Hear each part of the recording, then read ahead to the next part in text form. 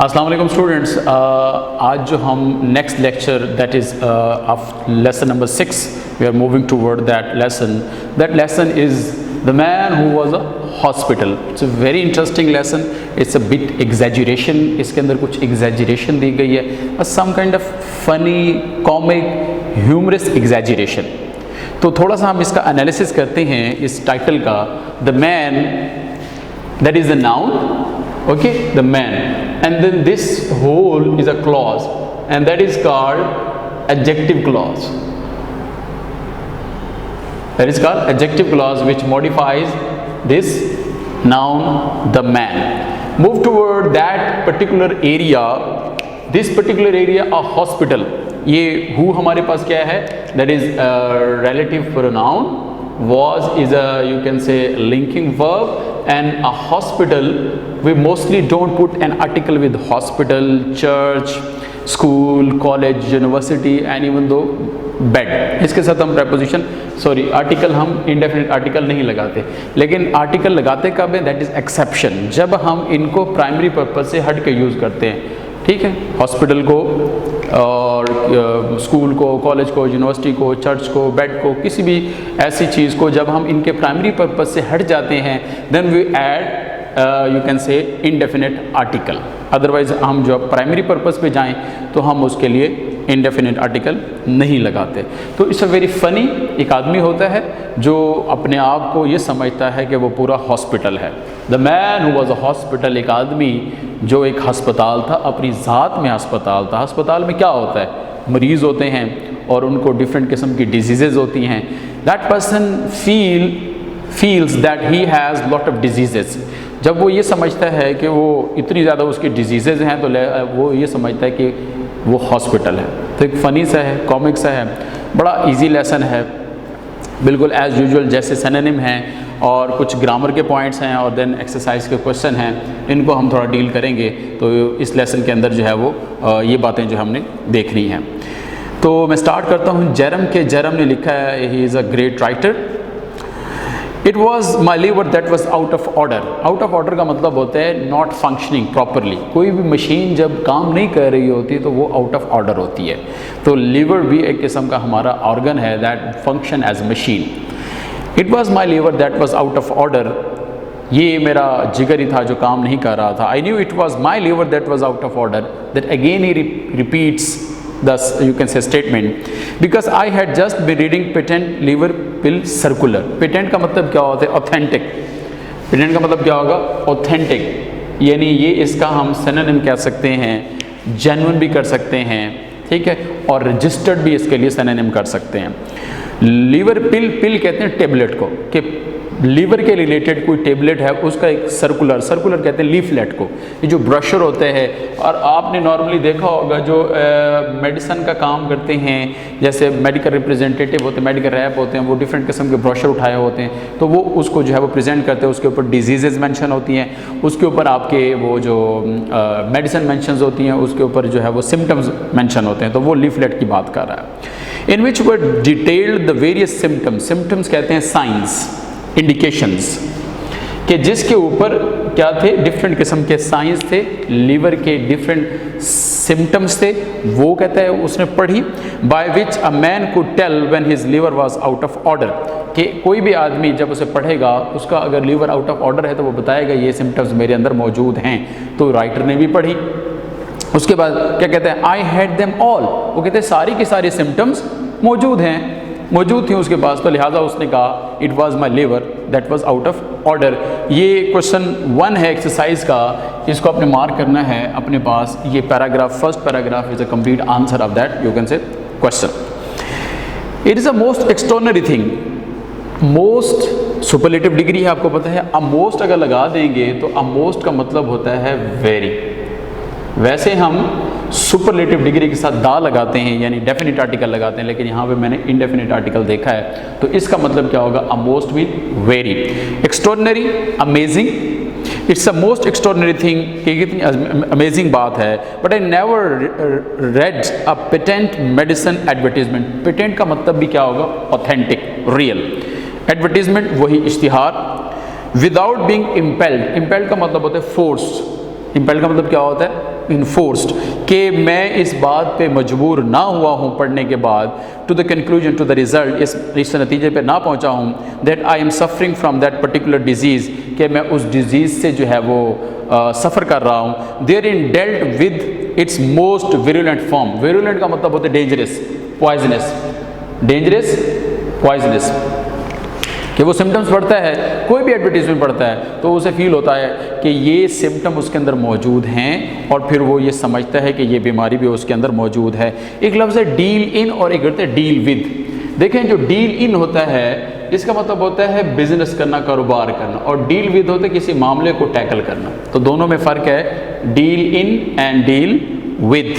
तो यहाँ पे ये सिचुएशन को टैकल कर रहा है तो उसने डील विद लगाया, और जो चीज़ें रिलेटेड हैं उसके साथ डील विद लगाए। वैसे विद जो होता है वो रिलेशनशिप को शो करता है।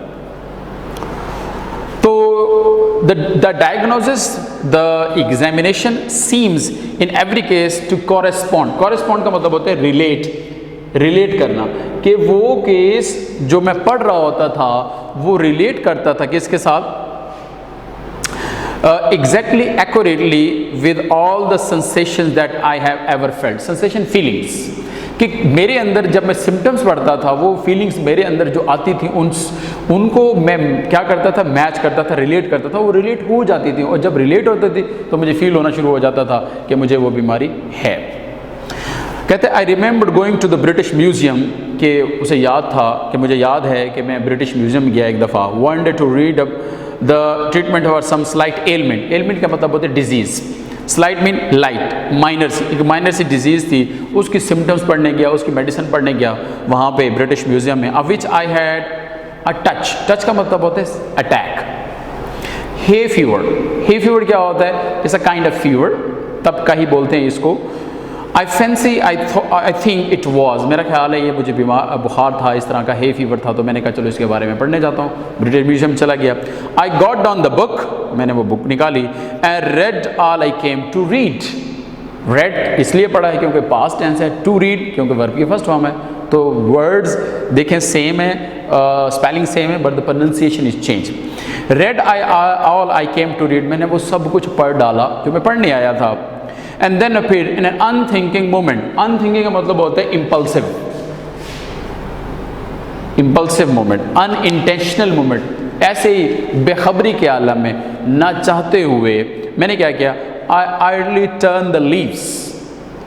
Idly का मतलब क्या होता है, vainly, ऐसे बेकार अंदाज में, जब बंदे का दिल ना कर रहा हो तो किसी चीज़ को पढ़ने का, बुक को पढ़ने का ना दिल कर रहा हो तो ऐसे ऐसे पेजेस को घुमाना शुरू कर देता। लीव्स का मतलब यहाँ का page. And began to indolently, indolently का मतलब होता है lazily, that is synonym, lazily या sluggishly। यहाँ पे देखें to indolently, you can say study। एक चीज़ गौर कीजिएगा, ये हमारे पास कुछ जो है वो adverb लगाने के हमारे पास structures हैं, to, adverb और be यानी verb की form, and then again एक और structure है हमारे पास, ऑक्सिलरी वर्ब है, एडवर्ब है और फिर वर्ब है।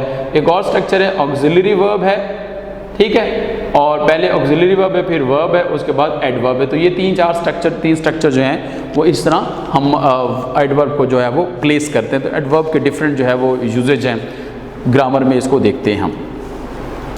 तो लेजीली मैंने उनको पढ़ना शुरू कर दिया डिजीज़ को। Generally I forget which was the first distemper I plunged into. Distemper का मतलब होता है डिजीज़, मेलेडी। ये डिजीज़ पहले भी लिखा हुआ है, तो इसका मतलब क्या है कि मैं भूल गया पहली बीमारी कौन सी थी जिसको मैंने निकाला था और उसके बारे में मैंने पढ़ा था। आई प्लंज्ड इनटू, ये जो इनटू है और इन है, इनमें थोड़ा सा फ़र्क देखें। Into is a dynamic, in is a static. इसको आपने क्या करना है, डायनामिक, और ये क्या चीज़ है, static.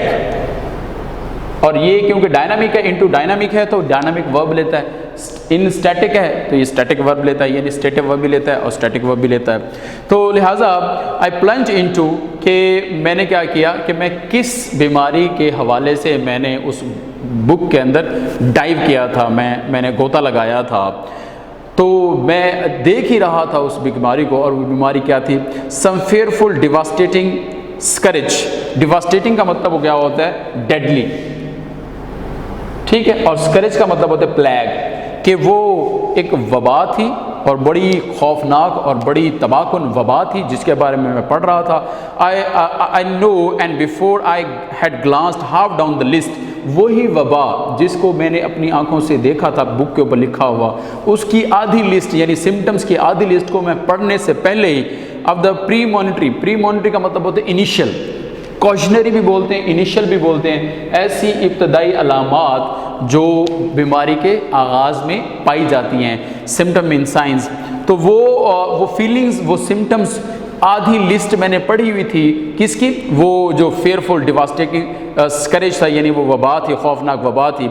It was born in upon mean you can say realise, कि मैंने महसूस किया, मैं जान गया that I had fairly got it, fairly enough, कि मैं अच्छा खासा इसके अंदर घुस चुका हूँ, ये बीमारी अच्छी खासी मेरे अंदर आ चुकी है, इस बीमारी का मेरे साथ अब वास्ता काफ़ी अर्से से पड़ चुका है। I sat for a while frozen, मैं फ्रोजन का मतलब ये, फ्रोजन क्या है, that is a past participle, ठीक है, और यूज एज अ एडजेक्टिव। मैं एक लम्हे के लिए, हॉरर का मतलब होता है अलार्म, फियर, एक खौफ के आलम में मैं ऐसे सर्द होके यानी पत्थर की तरह बैठ गया मैं। इन द लिस्टलेसनेस ऑफ डिस्पेयर, ये जो क्वेश्चन नंबर 4 है, यहाँ से आप इसको पिक कर सकते हैं, क्वेश्चन नंबर 4 को इस 4th पैराग्राफ के स्टार्ट से पिक कर सकते हैं एक्सरसाइज के, क्योंकि ये फ्रोजन का वर्ड यहाँ पे आया हुआ है।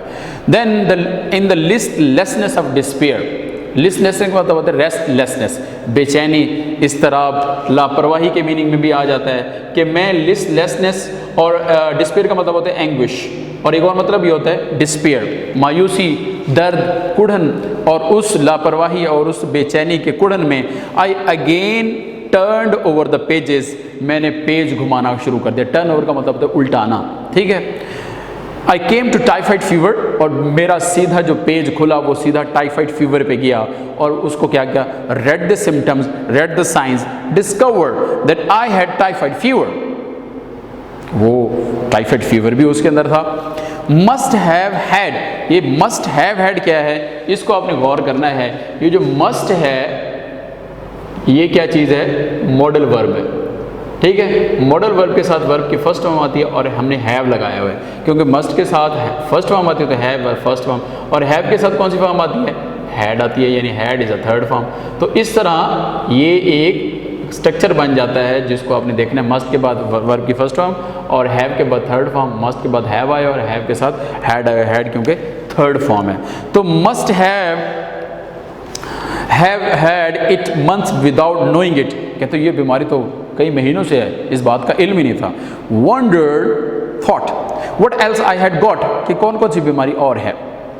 Turn up to Saint Vitus's dance, Saint Vitus's dance क्या है, ये कन्वल्सिव मूवमेंट होते हैं जिस्म के अंदर, जो है वो आप कह सकते हैं कि झटके लगते हैं, तो ये सेंट विटिस जो है वो उसके हवाले से इसको डिजीज को रिलेट किया जाता है, इसलिए इसका नाम सेंट विटिसेस डांस है। उस बीमारी पहुंचे, यानी टी पे पहुंचे टाइफाइड फीवर, फिर एस पे पहुंचा, आगे पीछे कर रहा है ना, मतलब अल्फ़ाबेट को। फाउंड क्या मिल गई बीमारी, as I expected that I had that too, और मुझे मालूम हो गया ये बीमारी भी उसके अंदर मेरे अंदर मौजूद थी। Began to get interested in my case, कहते हैं मैं अपने ही केस में बहुत ज़्यादा दिलचस्पी नहीं लग गया, मेरे अंदर क्यूरियोसिटी बढ़ गई। And determined and decided to sift it through the bottom, sift का मतलब होता है फिल्टर, एग्जामिन। मैंने कहा चलो ऐसा करता हूँ, मैं स्टार्ट से लेकर एंड तक मैं क्या करता हूँ, इसका जो है वो मुआयना करता हूँ, देखता हूँ कि मेरे अंदर कौन कौन सी बीमारी है। एंड सो स्टार्टेड अल्फ़ाबेटिकली, और फिर मैंने क्या किया, अल्फ़ाबेटिकली मैंने बात को शुरू कर दिया। अब यहाँ पे एक बात बताने वाली है, ये जो हम देखते हैं अल्फ़ाबेट और अल्फ़ाबेट्स, इनमें क्या डिफरेंस है। ये जो अल्फ़ाबेट होते हैं इस ग्रुप ऑफ लेटर्स, हमारे 26 लेटर्स हैं, तो हम इसको अल्फ़ाबेट्स नहीं बोलेंगे, अल्फ़ाबेट बोलेंगे, क्योंकि alphabet is a group of letters. Alphabets और अल्फ़ाबेट्स क्या होते हैं, अल्फ़ाबेट और अल्फ़ाबेट्स में क्या फ़र्क है, that is the basic of some language, basics of some language, इसलिए अल्फ़ाबेट्स लगाते हैं। और नॉर्मली हम अगर कहते हैं ना कि अल्फ़ाबेट, इसका मतलब होता है ग्रुप ऑफ लेटर्स, उसको तो लेटर्स बोलते हैं, लिहाजा ये ग्रुप होता है, इसलिए इसके साथ डायरेक्ट एस नहीं लगाते जब हम क्या करते हैं ये बात कर रहे होते हैं। तो कहते हैं कि मैंने अल्फ़ाबेटिकली